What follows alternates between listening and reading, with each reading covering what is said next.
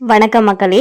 இந்த காலகட்டத்தில் அனைவருக்குமே பார்த்தீங்கன்னா வங்கியில் கணக்கு அப்படிங்கிறது இருக்கும். ஸோ அதாவது பார்த்தீங்கன்னா பேங்க் அக்கவுண்ட். ஸோ இந்த வங்கிகளில் யாரெல்லாம் சேமிப்பு கணக்கு வைத்திருக்கீங்களோ அவர்களுக்கான மிக மிக முக்கியமான ஒரு அறிவிப்பு தான் வெளியாயிருக்கு. அது என்ன அறிவிப்புகள் அப்படிங்கிற முழு விவரங்களையும் தெரிஞ்சுக்க வீடியோவை கொஞ்சம் கூட ஸ்கிப் பண்ணாமல் கடைசி வரைக்கும் முழுமையாக பாருங்கள். இதுதான் முதன்முறையாக நம்ம வீடியோவை பார்க்குறீங்கன்னா மறக்காமல் நம்ம சேனலை சப்ஸ்கிரைப் பண்ணிவிட்டு அந்த லைக் பட்டனை தட்டி விட்டுருங்க. வாங்க வீடியோக்குள்ளே போகலாம்.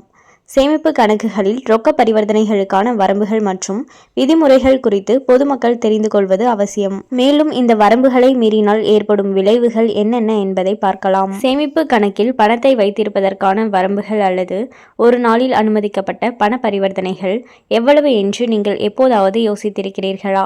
வரி விதிகளின்படி ஏப்ரல் 1 முதல் மார்ச் 31 வரையிலான ஒரு நிதியாண்டில் சேமிப்பு கணக்கில் மொத்த ரொக்க வைப்பு அல்லது திரும்ப பெறுதல் ரூபாய் 10 லட்சத்திற்கு மிகாமல் இருக்க வேண்டும்.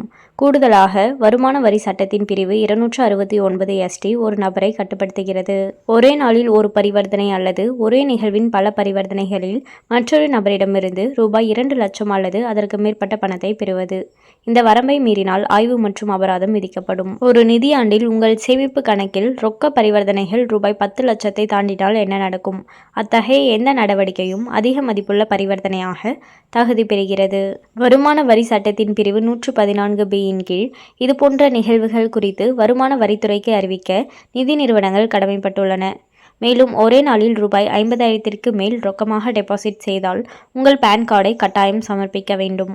உங்களிடம் பேன் இல்லையெனில் படிவம் 60 அல்லது 61ஐ மாற்றாக சமர்ப்பிக்கலாம்.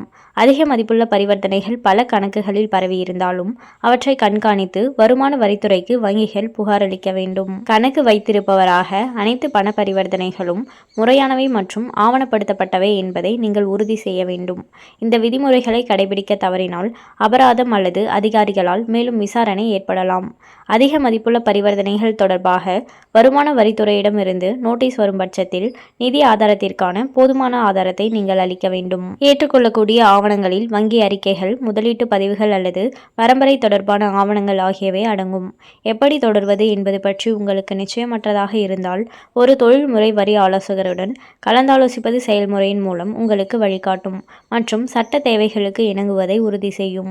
இந்த வழிகாட்டுதல்களை புரிந்து கொள்வதன் மூலம் தனிநபர்கள் தங்கள் நிதி நடவடிக்கைகளை பொறுப்புடன் நிர்வகிக்கலாம்.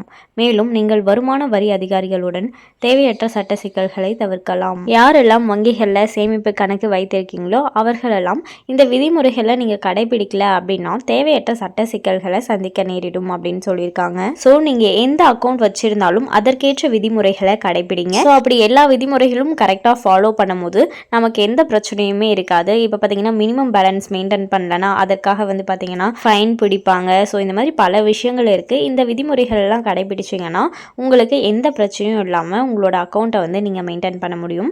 அண்ட் மேலும் இது போன்ற அரசாங்கம் சார்ந்த அனைத்து அப்டேட்களையும் உடனுக்குடனே தெரிஞ்சுக்கணும்னு நினச்சிங்கன்னா மறக்காம நம்ம சேனலை சப்ஸ்கிரைப் பண்ணி பக்கத்தில் இருக்க பெல் ஐகானை கிளிக் பண்ணி அதில் ஆளுங்கிற ஆப்ஷனை செட் பண்ணி வச்சுக்கோங்க.